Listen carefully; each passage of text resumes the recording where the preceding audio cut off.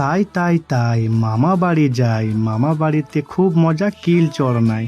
এটা আমরা বাঙালিরা সবারই মুখ থেকে শুনেছি।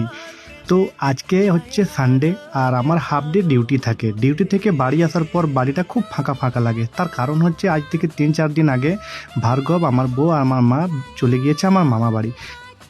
সেই জন্য ব্যাগ আর বাইক নিয়ে ছুটতে শুরু করলাম মামা বাড়ির দিকে। সো ফাইনালি এটা হচ্ছে পাণ্ডবসরের ওভারব্রিজ, যেটা নতুন তৈরি হয়েছে। আর এই ব্রিজটাতে আমিও 1 বছর মতন কাজ করেছি। আর এই যে ব্রিজটা দেখতে পাচ্ছ, সেই ব্রিজটা হচ্ছে পাণ্ডবসরের অজয় নদ ব্রিজ। এই নদীটাতে খুব একটা এখন জল নেই। আর ওই নদীর ওই প্রান্তে হচ্ছে ওইটা পশ্চিম বর্ধমান, ওই প্রান্তে পশ্চিম বর্ধমান, আর এই প্রান্তে হচ্ছে বীরভূম। আর আমি যাব বীরভূমের দিকে। তো পাণ্ডবসর পেরোনোর পর হজরতপুর পর্যন্ত পৌঁছে গিয়েছি। আর হজরতপুর পেরিয়ে আসবো আমরা রসা গ্রামের কিছুটা এগিয়ে যেয়ে বাঁ দিকে রাস্তাটা ধরে নেওয়ার পর আমরা যাব সতীঘাটার দিকে।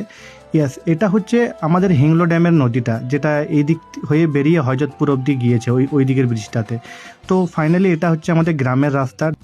সো 1.5 ঘন্টা পেরোনোর পর, বাইক চালানোর পর পৌঁছে গিয়েছি আমার মামা বাড়ি পৌঁছানোর পর দেখছি ভার্গব গরুগুলোর সাথে খেলাধুলা করছে। যাই হোক, 3-4 দিন হয়ে গেল ভার্গবের সাথে কোনো দেখা হয়নি। হয়তো আমাকে চিনতেও পারবে না, যেরকম মনে হচ্ছে, ও রিয়াক্ট দেখেই বোঝা যাচ্ছে। তো যাই হোক, অতদিন বাদ ওকে অত মিস করছিলাম, তো কোলে তুলে নিলাম।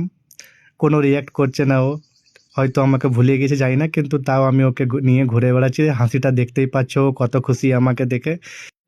আজকের ব্লগটা এখানেই শেষ করলাম আর চললাম আমি ভার্গবের সাথে ঘুরু করতে।